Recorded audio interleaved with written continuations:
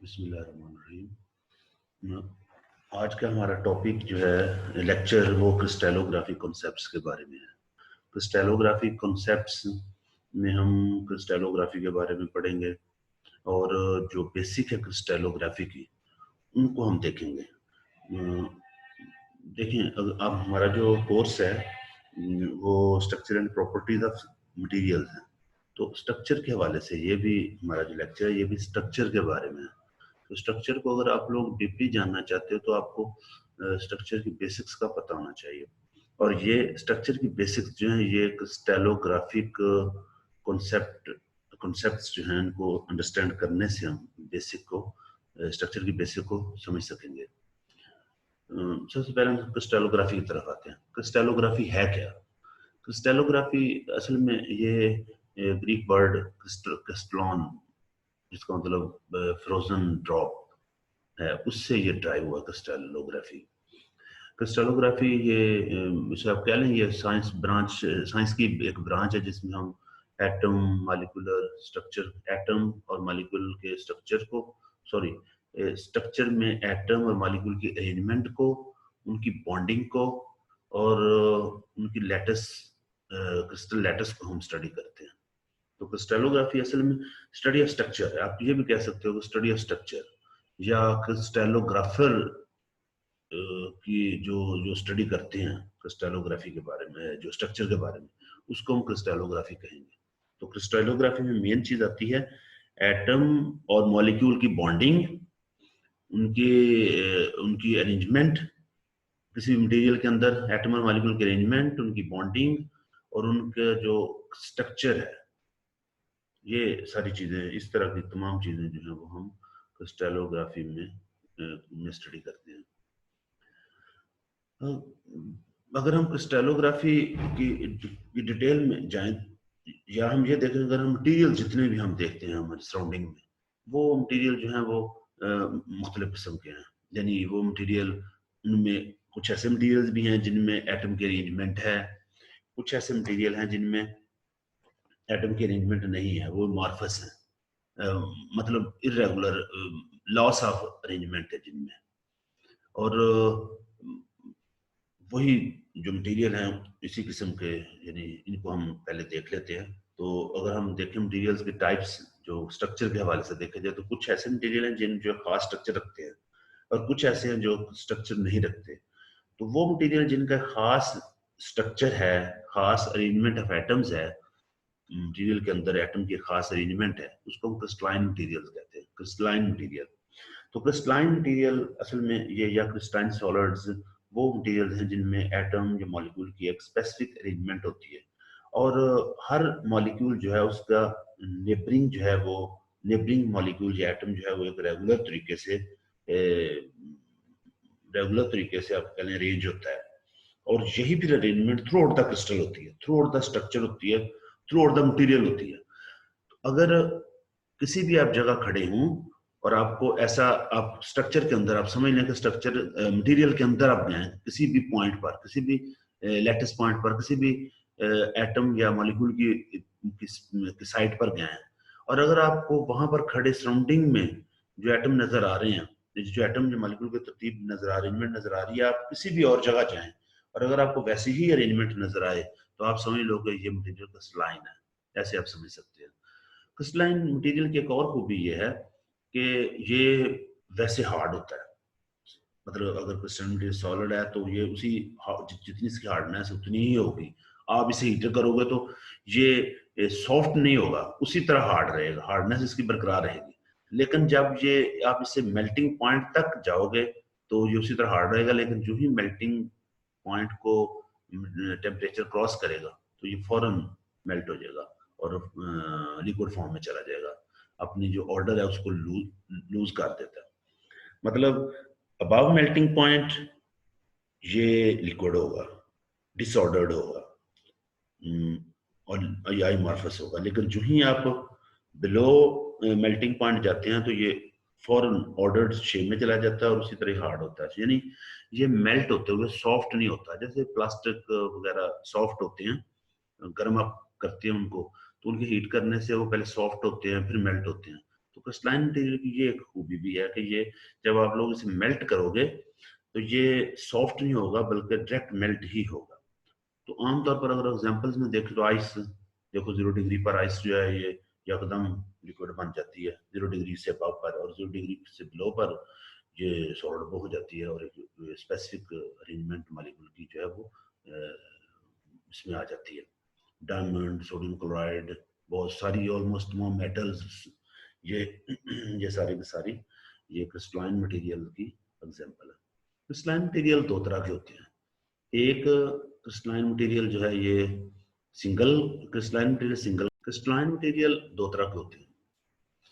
ये single crystal भी हो सकता है और पॉली क्रिस्टल भी हो सकता है, यानी सिंगल क्रिस्टलाइन सॉलिड या मटेरियल्स भी होंगे, हो सकते हैं, और पॉली क्रिस्टलाइन मटेरियल या सॉलिड्स भी हो सकते हैं।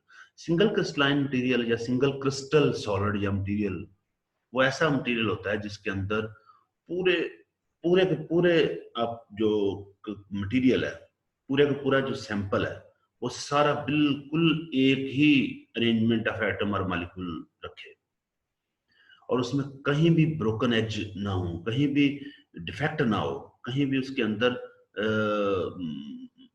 जो अरेंजमेंट है उसमें चेंज ना आए, यानी होल इंटायर क्रिस्टल जो है, इंटायर मटेरियल जो है उसके अंदर, इंटायर सैंपल के अंदर सारी के सारी अरेंजमेंट ऑफ एटम या मॉलिक्यूल बिल्कुल एक जैसी हो, तो हम कहेंगे ये सिंगल क्रिस्टल है। और सिंगल क्रिस्टल चूंकि परफेक्ट क्रिस्टल होता है, इसलिए इसकी प्रॉपर्टीज जो होती हैं वो यूनिक होती हैं, वो ज्यादा बेहतर प्रॉपर्टीज होती हैं as compare to those crystal जिनमें कुछ स्पेसिफिक एरिया में एक किस्म की अरेंजमेंट हो, किसी साथ वाले दूसरे एरिया में और तरह की अरेंजमेंट हो। तो सिंगल क्रिस्टल ये एक क्रिस्टलाइन मटेरियल में ये बहुत अच्छा क्रिस्टल है जिसकी प्रॉपर्टीज जो टेक्निकली या टेक्नोलॉजिकली ज्यादा इंपॉर्टेंस रखता है, और इसकी इलेक्ट्रिकल मैकेनिकल प्रॉपर्टीज ज्यादा बेहतर होती हैं। ये आप लोग नीचे देख सकते हो स्लाइड में, आपको ये सिंगल क्रिस्टल के ये स्ट्रक्चर जो है वो दिखाए हुए हैं। दूसरी जो टाइप है वो पॉलीक्रिस्टलाइन मटेरियल है।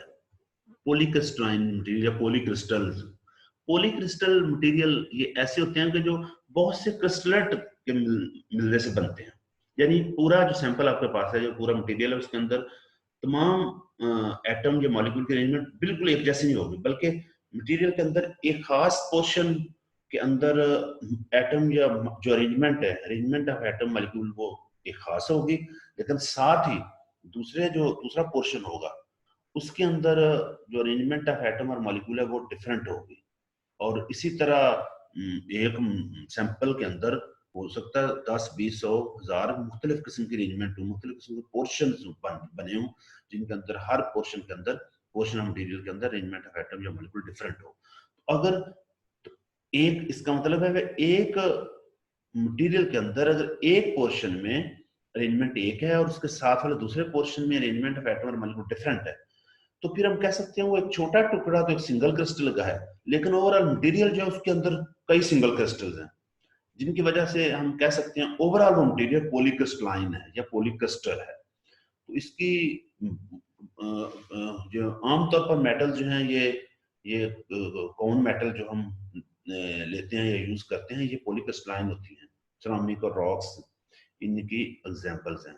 तो पॉलीक्रिस्टलाइन मटेरियल जो होता है इसके अंदर मुख्तलिफ बाउंड्रीज होती हैं, यानी एक बाउंड्री, जब एक क्रिस्टल एक खास किस्म के क्रिस्टल का एरिया खत्म होता है तो नेक्स्ट क्रिस्टल का पोर्शन जब स्टार्ट होता है तो दरमियान में वो बाउंड्री एक आती है जिसे हम ग्रेन बाउंड्री कहेंगे। तो हम कह सकते हैं कि इसके अंदर एक तरह के ग्रेन्स होते हैं और हर ग्रेन्स का अपना एक स्ट्रक्चर है, और एक ग्रेन से दूसरे ग्रेन के दरमियान ग्रेन बाउंड्रीज हैं। तो अगर किसी क्रिस्टल के अंदर ग्रेन बाउंड्रीज मौजूद हों तो आप समझ लें कि वो पॉलीक्रिस्टलाइन मटेरियल है।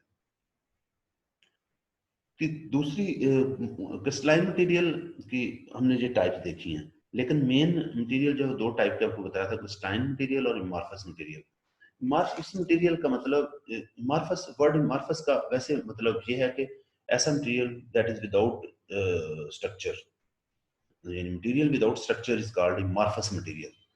तो ऐसा मटेरियल जिसका कोई खास शक्ल ना हो, कोई खास अरेंजमेंट ऑफ आइन मॉलिक्यूलर एटम ना हो, बल्कि हर किस्म के जो तमाम एटम या मॉलिक्यूल या आइन है वो रेंडमली अरेंज्ड हो, कहीं पर उनकी पोजीशन कुछ हो, किसी दूसरी जगह पर कुछ हो। या आप वही ऐसे कह सकते हैं कि अगर आप साइड्स को देखें अमार्फस मटेरियल के अंदर, तो एक साइड पर जो सराउंडिंग की अरेंजमेंट है वो दूसरी साइड पर सराउंडिंग की अरेंजमेंट से डिफरेंट होगी। तो हम इस तरह के मटेरियल को कहते हैं अमार्फस मटेरियल। अमार्फस मटेरियल जरूरी नहीं कि एक एटम और साथ वाला और तीसरा एटम जो है वो डिफरेंट तरीके से रेंज हो, ऐसे जरूरी नहीं है, बल्कि ऐसे भी हो सकता है बहुत छोटा शॉर्ट रेंज ऑर्डरिंग अगर मौजूद है, यानी 2 4 10 20 एटम की अरेंजमेंट तो एक खास हो, लेकिन उसके बाद नेक्स्ट जो है वो थोड़ी सी अरेंजमेंट और, यानी इसमें जो ग्रेन है उनका साइज बहुत ही छोटा है। पॉलीक्रिस्टल मटेरियल में ग्रेन का साइज बड़ा होता है, तो हम कह सकते हैं कि ग्रेन का साइज जो है अगर बहुत छोटा है यानी शॉर्ट रेंज तक है, तो हम कहेंगे ये अमार्फस मटेरियल है। लेकिन अगर वही ग्रेन का साइज लॉन्ग रेंज ऑर्डरिंग और ऑर्डर रखता है, तो फिर हम कह सकते हैं कि ये पॉलीक्रिस्टलाइन मटेरियल है। तो हम इस तरह कह सकते, मतलब इसको इस तरह भी कहा जा सकता है कि अमार्फस मटेरियल में एटम की अरेंजमेंट बहुत शॉर्ट रेंज तक ऑर्डरिंग होती है, और अगर यही शॉर्ट रेंज ऑर्डरिंग को थोड़ा सा बढ़ा दें या कुछ बढ़ा दें तो ये पॉलीक्रिस्टल मटेरियल बन जाएगा। और अगर पूरे सैंपल के अंदर ही अरेंजमेंट थ्रोट एक जैसी हो तो फिर वो सिंगल क्रिस्टल होगा। तो अमॉर्फस मटेरियल में ये amorphous silicon, plaster, glasses, these all are example of amorphous material. और आप लोग ये फिगर में देख सकते हो, नीचे जो स्लाइड में दी हुई है, ये सिंगल क्रिस्टल या क्रिस्टल दिखाया हुआ है और इसमें तमाम एटम की हर जगह पर अरेंजमेंट बिल्कुल एक जैसी है। पॉलीक्रिस्टल मटेरियल में ग्रेन्स बने हुए हैं जिनमें ये मुख्तलिफ पोर्शन बने हुए हैं, और हर पोर्शन में एटम की अरेंजमेंट जो है वो डिफरेंट है। और अगर आप नेक्स्ट थर्ड अमॉर्फस देखो तो इसमें हर एटम जो है वो रेंडमली अरेंज है, रेंडमली यानी स्ट्रक्चरलेस है। तो इसको हम कह सकते हैं ये अमॉर्फस मटेरियल है। क्रिस्टल है क्या? क्रिस्टल क्या है?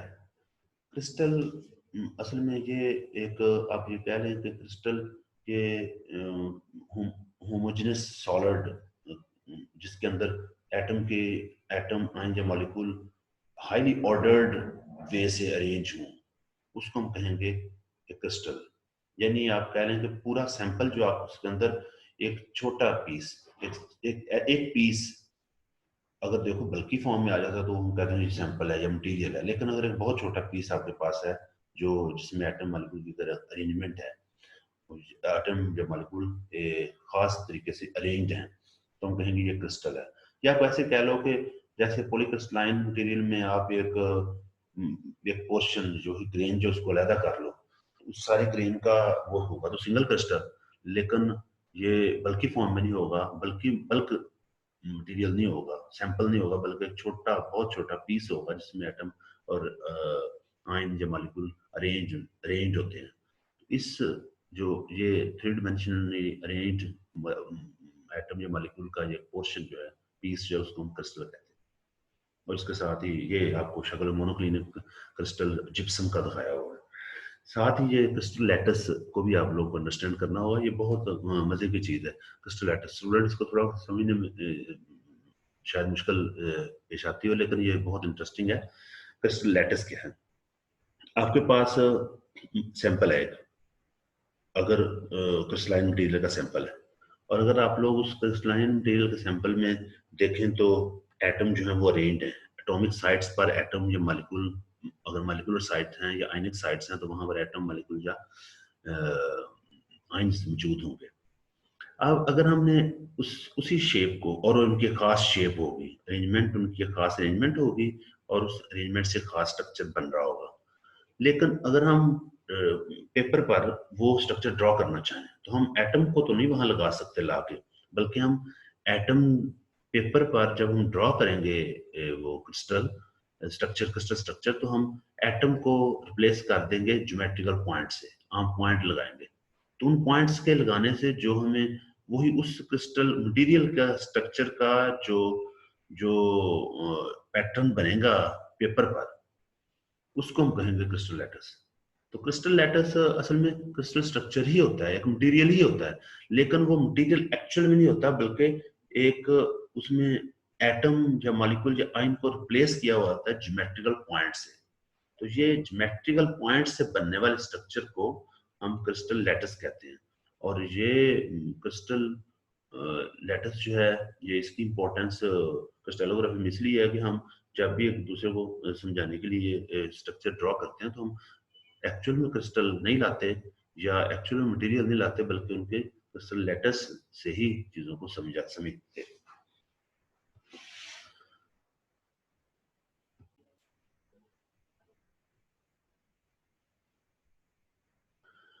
Order disorder crystal structure. Crystallography में ऑर्डर और डिसऑर्डर क्रिस्टल स्ट्रक्चर से आप फ्रीक्वेंटली आप देखेंगे, मिलेंगे, सुनेंगे।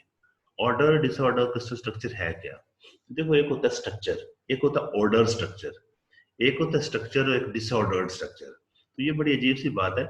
एक स्ट्रक्चर तो है, स्ट्रक्चर क्रिस्टल स्ट्रक्चर का मतलब है regular arrangement of atom in a material. लेकिन ऑर्डर्ड स्ट्रक्चर, क्या ये वो स्ट्रक्चर से भी बढ़कर है? या डिसऑर्डर स्ट्रक्चर मीन के स्ट्रक्चरलेस मटेरियल, क्या ये मतलब बनता है इनका? नहीं, मतलब ये बनता है कि आपके पास अगर एक मटेरियल है जो क्रिस्टलाइन मटेरियल है, वो उसका स्पेसिफिक क्रिस्टल स्ट्रक्चर है, तो उस वो क्रिस्टल स्ट्रक्चर, क्रिस्टलाइन जो मटेरियल है, वो ऑर्डर्ड भी हो सकता है और डिसऑर्डर्ड भी हो सकता है। अब ऑर्डर या डिसऑर्डरिंग क्या है? देखो, हमारे पास एक मटेरियल है, उसके अंदर एटम जो है वो एटॉमिक साइड्स पर रेगुलरली अरेंज है, तो वो क्रिस्टल स्ट्रक्चर है। अब अगर उस क्रिस्टल स्ट्रक्चर में एक किस्म के एटम नहीं है, एक ही किस्म के एटम नहीं, बल्कि एक से ज्यादा किस्म के एटम्स हैं, एक से ज्यादा टाइप के। मसलन आप लोग कॉपर और गोल्ड को मिला के एक मटेरियल बनाते हो, एक अलॉय बनाते हो या मटेरियल बनाते हो, तो ये मटेरियल जो है, इसमें दो किस्म के एटम हो गए, एक कॉपर के एटम्स और एक गोल्ड के एटम। अब अगर आप कॉपर और गोल्ड को अलग अलग देखो, तो ये इनका एक रेगुलर अरेंजमेंट ऑफ एटम्स है और ये क्रिस्टलाइन मटेरियल्स हैं। लेकिन जब आप दोनों को मिला के एक मटेरियल बनाते हो, तो वो भी क्रिस्टलाइन मटेरियल है, उसका भी क्रिस्टल स्ट्रक्चर है।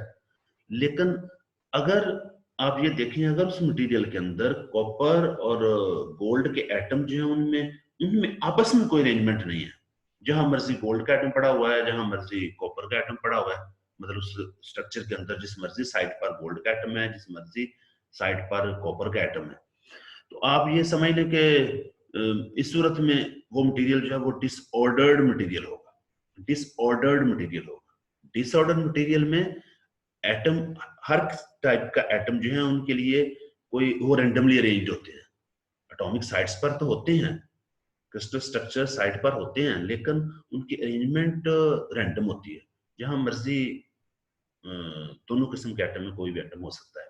और ये नॉर्मली हाई टेम्परेचर पर होता है, अगर आप लोग टेम्परेचर ज्यादा है, लेकिन अगर आप उसी मटेरियल का टेम्परेचर कम करना शुरू करते हैं, एक खास टेम्परेचर के बाद अगर हम टेम्परेचर को, मटेरियल के टेम्परेचर को कम करेंगे, तो फिर क्रिस्टल के अंदर जो लेटेस्ट साइट्स हैं, उन साइट्स पर एक एक खास साइट पर एक किस्म के एटम होंगे और दूसरी साइट पर दूसरी किस्म के एटम। मसलन अगर आप एक पहली साइड जो है वहां पर कॉपर के एटम है, तो दूसरी साइड पर गोल्ड, तीसरी पर कॉपर, चौथी पर गोल्ड, तो एक पर कॉपर, एक पर गोल्ड, एक पर कॉपर, तो ये एक ऑर्डर्ड स्ट्रक्चर बन जाएगा। इसमें एटम, हर टाइप के एटम की अंदर स्ट्रक्चर के अंदर एक अरेंजमेंट आ जाएगी, तो इस अरेंजमेंट को हम कहते हैं ऑर्डर्ड स्ट्रक्चर। और order structure normally low temperature पर होता है और डिसऑर्डर स्ट्रक्चर हाई टेम्परेचर पर। तो वो टेम्परेचर जहां पर, वो temperature, specific value of temperature जहां से मटेरियल डिसऑर्डर फॉर्म से ऑर्डर फॉर्म में जाता है टेम्परेचर कम करते हुए, या फिर ऑर्डर्ड फॉर्म से, ऑर्डर्ड स्ट्रक्चर से डिसऑर्डर्ड बनता है टेम्परेचर ज्यादा करते हुए, वो स्पेसिफिक टेम्परेचर को हम ऑर्डर डिसऑर्डर ट्रांसफॉर्मेशन टेम्परेचर कहते हैं। और स्ट्रक्चरल स्टडी में ये, क्रिस्टलोग्राफी में आप कह लें कि इस ऑर्डर डिसऑर्डर ट्रांसफॉर्मेशन टेम्परेचर की बहुत ज्यादा वैल्यू है, क्योंकि एक ऑर्डर्ड स्ट्रक्चर जो होता है, क्रिस्टल स्ट्रक्चर, वो उसकी प्रॉपर्टीज डिसऑर्डर से डिफरेंट होती हैं और नॉर्मली बेहतर होती हैं। तो order structure is better than disorder structure. तो आमतौर पर जब हम सर्च करते हैं तो मटेरियल, कोशिश हमारी होती है कि मटेरियल किसी तरीके से ऑर्डर्ड फॉर्म में अगर हमें मिल जाए, यानी हाई टेम्परेचर हाई टेम्परेचर पर वो ऑर्डर्ड बिहेवियर शो करे, तो मटेरियल अच्छा होगा और उसकी प्रॉपर्टीज भी, मैकेनिकल प्रॉपर्टीज, इलेक्ट्रिकल, तमाम प्रॉपर्टीज बेहतर होती हैं। और सिर्फ बेहतरी में थोड़ा फर्क नहीं होता, बल्कि काफी ज्यादा डिफरेंस होता है, काफी ज्यादा बेहतर होती है। यूनिट सेल, यूनिट सेल क्या है? यूनिट सेल, जब हम किसी भी क्यूबिक क्रिस्टल लैटिस को देखते हैं तो हम देखते हैं कि उसमें एटम जो है वो क्रिस्टल जो है वो उसमें एटम जो है खास साइड्स पर पड़े हुए हैं, लेकिन उसी मटेरियल के अंदर वो स्मॉलेस्ट पार्ट क्रिस्टल लैटिस का, जिसमें पूरे क्रिस्टल की प्रॉपर्टीज हों, यानी पूरे क्रिस्टल की प्रॉपर्टीज रखने वाला एक खास पोर्शन, उसको हम यूनिट सेल कहते हैं।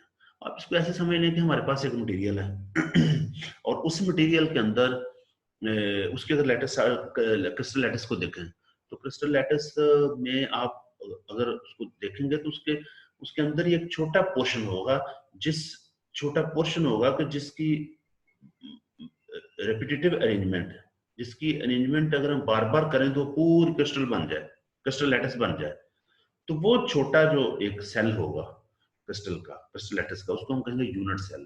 तो यूनिट सेल जो है उसकी अरेंजमेंट बिल्कुल, उसको अगर हम अरेंज करते जाएं, जोड़ते जाएं, तो हम देखेंगे कि हमें पूरा मटेरियल हासिल होता है।